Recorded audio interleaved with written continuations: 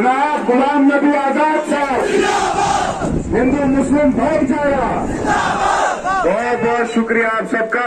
जरा एक घर के आंगन में रैली की सूरत में एक चक्कर लगाते हैं। बिस्मिल्लाह।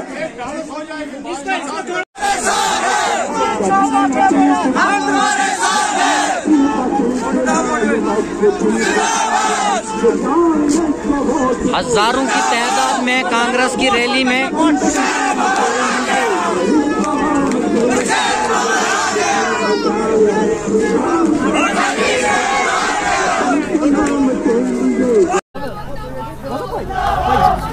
आदाब नाज़रीन, आप देख रहे हैं ATN न्यूज़ और मैं हूं किफ़ायतुल्लाह सईद। आज मौजूद हूं मैं ब्लॉक दाली उजानपुर में। यहां पर एक कांग्रेस का बहुत बड़ा जलसा हो रहा है जिसमें बहुत सारी हज़ारों की तादाद में गैदरिंग हो रही है। और मैं बात करूंगा आज जम्मू कश्मीर के यूथ लीडर कांग्रेस के उर्फी मुजीद वानी साहब से। उर्फी साहब, आपका बहुत बहुत स्वागत है ATN न्यूज़ में। आपका बहुत शुक्रिया मेरे भाई। उर्फी साहब, आप मुझे बताएं, जो हज़ारों के तादाद में यहाँ पर लोग आए हैं मुजीद साहब से मिलने के लिए, आपसे मिलने के लिए, कैसा लग रहा है आपको? बहुत खुशी, बहुत शुक्रिया इन सब लोगों का। इतनी तेज़ बारिश, इतनी ठंड में इतने लोगों का आना, ये पहले ही इलेक्शन का रिजल्ट बता देता है कि क्या होगा। और हैरत भी नहीं है, हमारा घर है ये, हम यहाँ के रहने वाले हैं। और बस लोगों का बहुत शुक्रिया इस हमदर्दी और प्यार का। उर्फी साहब, बहुत सारे लोगों के गिले शिकवे आपके साथ थे, तो बहुत सारे लोगों ने मुझे बहुत ढेरों सवाल बोले हैं कि उर्फी साहब से, मुजीद साहब से करने के लिए। करें। तो सबसे पहला सवाल ये है कि जो हमारी भरत रोड है, आपके टाइम में इसकी कटाई की गई थी, तो ये अभी तक कंप्लीट नहीं हो रही, इसका क्या रीज़न है? हाँ, मैं बताता हूँ। रीज़न ये है कि जब ये नई सड़क हमने बनानी थी, ये कोई सड़क थी ही नहीं, तो पहले स्टेज में कटाई होती है, सड़क कच्ची बनती है क्योंकि बहुत लंबाई इसकी काफ़ी थी। तो जब इसकी दूसरी स्टेज आनी थी अब इसको पुख्ता करने की, तब तक हुकूमत बदल गई। तो अब जो मामूली सा इसको पक्का करने का काम था, वो जो मौजूदा हुकूमत है पिछले 7 साल से बीजेपी की, ये उनका काम था। मगर अफसोस है मुझे कि वो ये मामूली सा मरम्मत का काम भी नहीं कर पाए। अगर नई सड़क बनानी होती वो तो बहुत बड़ा काम होता, फिर तो इस सड़क का कोई निशान ही नहीं होता। अल्लाह का शुक्र है हमें मौका मिला, और आज दूर दराज इलाकों में, ख्वाह बरत हो, अल उगाद हो, कुल्हांड हो, कलीहांड हो, सील हो, आपका मलना हो, गुंदना हो, मलवाना हो, कितनी, मैं 50 ऐसी सड़कें गिना सकता हूँ जो अल्लाह ताला के करम से हम लोग कामयाब हुए। लोगों को गाड़ियों में घर हमने पहुँचा दिया जो लोग पहले पैदल चलते थे। अब अफसोस है कि नई हुकूमत इन हमारी बनाई हुई सड़कों को मरम्मत करके पुख्ता भी नहीं कर पाई। एक सवाल और लोगों का है कि उनकी उम्मीद ये थी कि DDC इलेक्शन हो रहे हैं, कहीं ना कहीं उनको ये लग रहा था कि उर्फी साहब शायद मैदान में उतरेंगे, तो आखिर ऐसा क्यों नहीं हो पाया? मेरी लोगों की हमदर्दी का शुक्रिया। 6 सीट से लोगों ने मुझे आके कहा, तमाम आम लोगों ने, वोटरों ने, वर्करों ने, कि आप खुद लड़ें। मगर ये जो हमारी होम सीट है, ये तो लेडीज़ हो गई रिजर्व। इसके अलावा भी मैं समझता हूँ कि ये इलाकाई इलेक्शन है, लोकल इलेक्शन है, हमें लोगों को मौका देना चाहिए ताकि और लोगों को भी मौका मिले। ये अच्छी बात नहीं, अभी मैं ये इलेक्शन लड़ूंगा, कल मैं उठूंगा सरपंच के लिए। हमारे इलाके में अच्छे लोग मौजूद हैं, काबिल लोग, नौजवान, बुजुर्ग, सब काबिल हैं। हमने उनको मौका देना था, सो हमने दिया।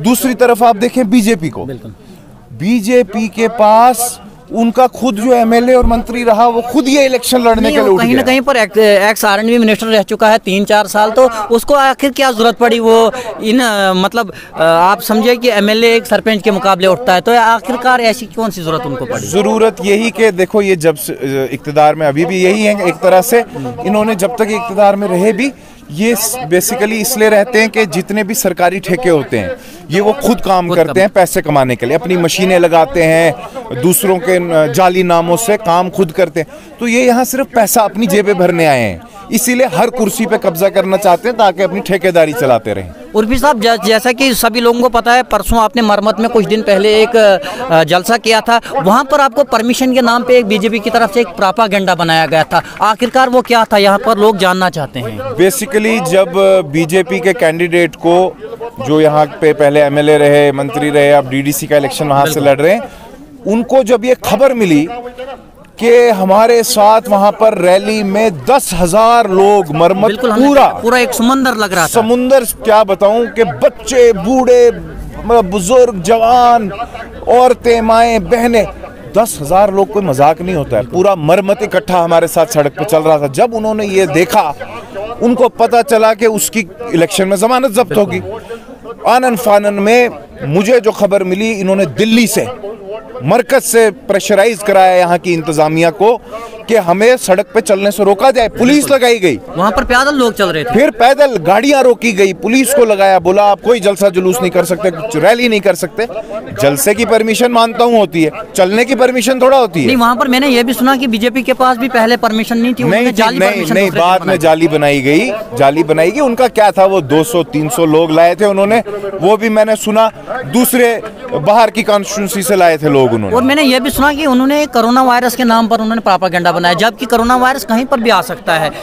फिर चीफ इलेक्शन कमिश्नर को इलेक्शन कराने की कौन? नरेंद्र मोदी ने बिहार में सैकड़ों रैलियां की, उसको कोरोना वायरस वहां नहीं था। जी बिल्कुल। हाँ, बीजेपी वालों के लिए कोरोना वायरस नहीं होता है, उसके खिलाफ जो पार्टी काम करती है उसमें कोरोना वायरस हो जाता है। बेवकूफ बकवास करते हैं। कहीं ना कहीं मुझे लगता है कि एडमिनिस्ट्रेशन को इन्होंने पूरे अपने जेब में कर दिया। बिल्कुल, इनके प्रेशर में है, इनके प्रेशर में काम करते, और जब से ये यूनियन टेरिटरी बनी है, एडमिनिस्ट्रेशन और खौफजदा है।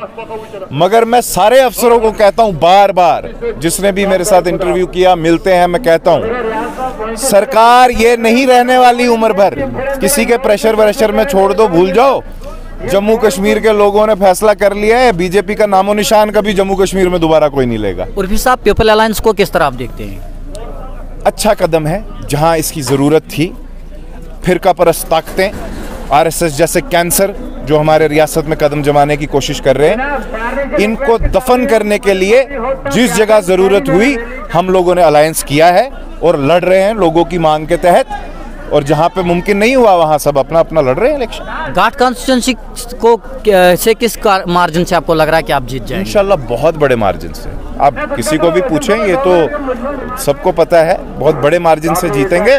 और मुकाबला सबको पता है, बीजेपी से हमारा है। अब ये अफसोस है मुझे ज़रा, यहाँ के नेशनल कॉन्फ्रेंस की जो ग्रास रूट के वर्कर है, वो तो झूठ बोलते रहते हैं पिछले 20 साल से, यही हर इलेक्शन में लोगों को झूठ बोल के वोट काटने के लिए। उनको पता है जीतना है नहीं कभी। मगर जो एनसी की आला क़यादत है डोडा में, उनसे मेरी उम्मीद है। मैं समझता हूं कि वो अच्छा जहन रखते होंगे। मैं उनसे अभी भी अपील कर रहा हूं कि ये वोट की तकसीमकारी तीसरे चौथे नंबर पे आना है, पता है उनको भी।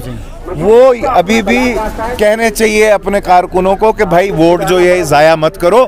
आरएसएस के खिलाफ हैं, आरएसएस को हराने के लिए सारा वोट जो बचा खुचा है वो भी कांग्रेस को दे दो। अभी आपको क्या लगता है किस किस को मुकाबला है डोडा में? क्योंकि अभी तीन कैंडिडेट है घाट कॉन्स्टिट्यूंसी, किस किस को मुकाबला है? एनसी कांग्रेस को ही है कि बीजेपी भी है कहीं ना कहीं? आप किसी बच्चे को भी पूछो किसको मुकाबला है इधर, जाहिर सी बात है हमारा, और 2 नंबर पे बीजेपी है इस सीट। बीजेपी से है कि कांग्रेस? एनसी से? नहीं, एनसी तो यहाँ का इतना वजूद नहीं है इस गठ कॉन्स्टिट्यूएंसी में। लास्ट में और भी साहब क्या बताना चाहेंगे? आपने इस होम ग्राउंड के लोगों को क्या बताना चाहेंगे? क्योंकि आपके जो वीडियो देखेंगे, मुत्तहिद रहें मेरे भाइयों, इकट्ठा रहें, आपसी तमाम जिद्दों को भुला दें।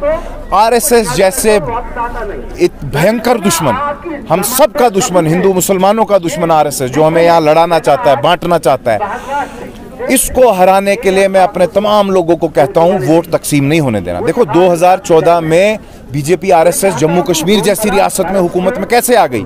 जब हम लोगों का वोट 2 पार्टियों में तकसीम हो गया। ये तकसीम नहीं होने देना है। सबको पता है पलड़ा किसका बारी है, सबको एक तरफ मुड़ जाना चाहिए। हमने क्या किया? हमने किसी जगह पे सीट छोड़ भी दी, एनसी को छोड़ दी। तो ये बड़प्पन का मुजाहिरा करें, ये छोटी सियासत मत करो, ये 500,000 वोट काट, इससे कुछ नहीं होता है सियासत में फायदा लोगों के सामने, और वो बदनाम हो जाता है जो वोट काटता है सिर्फ। तो लोगों से भी अपील है, जो थोड़ा बेचारे 100 में से 1-2 लोग भटक रहे, क्यों वोट जाया करना है? आप आओ, आपकी कोई किसी वर्कर से कोई नाराजगी होगी, कोई पूछा, आप सीधा मेरे से बात करें, मैं आपके लिए हाजिर हूँ, ये मेरा घर है। बहुत बहुत शुक्रिया उर्फी साहब, बहुत शुक्रिया। ये थे हमारे साथ यंग लीडर डोडा के उर्फी मजीद वानी साहब। हमने इनसे लाइव बात की और हमने लोगों तक ये मैसेज पहुंचाने की कोशिश की कि इनके जो मुद्दे हैं, क्या इनका मैनिफेस्टो है, क्या है। तो लोगों से यही रिक्वेस्ट है कि वीडियो को अच्छी तरह देखिए, इनके जो ख्यालात हैं उनको अच्छी तरह सुने और लोगों तक शेयर करें।